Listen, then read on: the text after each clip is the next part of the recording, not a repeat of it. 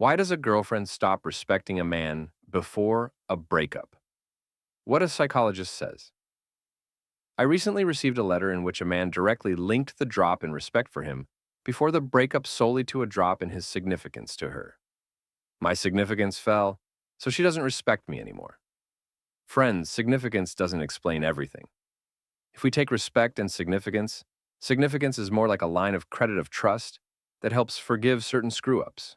That is, against the backdrop of high significance, your intrusiveness can look like persistence, and your empty talk like promises and dreams.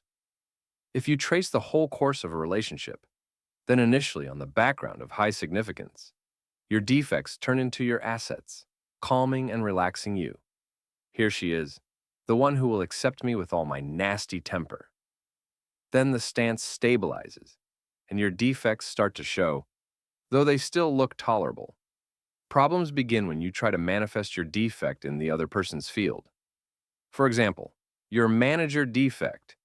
You try to impose on the girlfriend's life by forbidding her to do what she wants to do. It worked before, didn't it? But before your significance was high. Look, even the dirtiest city looks beautiful during a snowfall.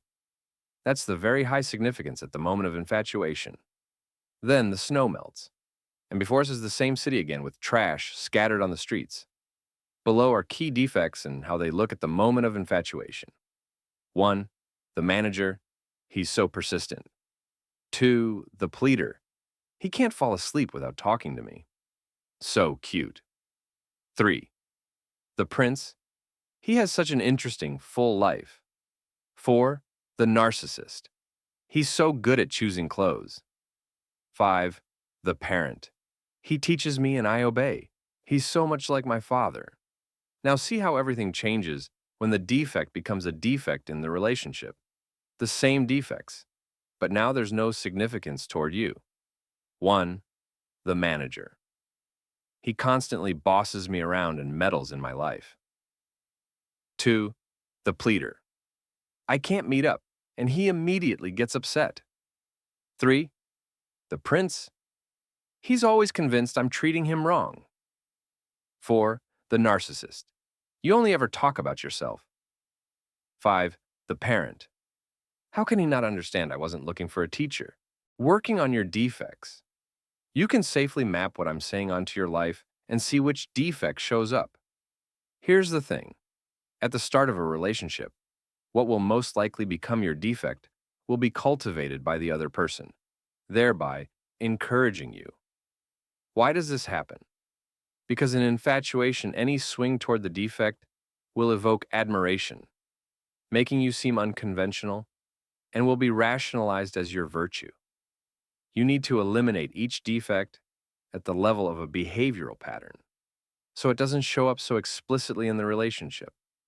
You can force yourself not to display your defect if you know what it is, but without changing your very understanding that it's bad. At some point, your blocks will drop, most likely as illusions grow, and you'll return to former behavior. The difference between two versions of you.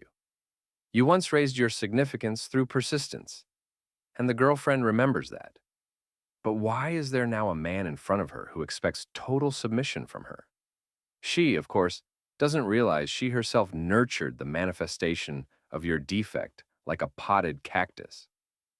And when it grew, spines appeared, and she no longer wants to touch it. Do you see why both people are at fault in the destruction of a relationship? You're at fault for manifesting defects and provoking revulsion in the other person. The girlfriend, in turn, is at fault for encouraging such behavior at the outset. But neither you nor the girlfriend will ever fully grasp your share of blame, because you yourself see your defect as the very quality that once made the girlfriend fall in love with you. And the girlfriend simply doesn't see the link between persistence then and pestering now. So the two walk around blaming each other for everything, visualizing the defect. Respect for you is lost because you turn from a prince into a frog. And why were you a prince? Because you possessed certain attributes of princes from fairy tales or films. You were the persistent hero who rescued his princess from the confines of the ordinary.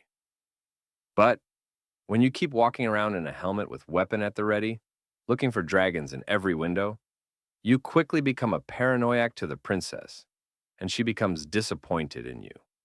You should pay attention to the possible defects I've described and find the one that manifests uncontrollably in you, understanding that the start of a relationship and the first manifestation of this defect should be the strongest, while it's still effective.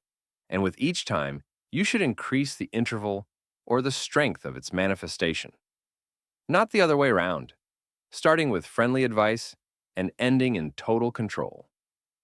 Ideally, you'd completely eliminate the defects. But to begin with, this approach will do. That way you balance significance and defect.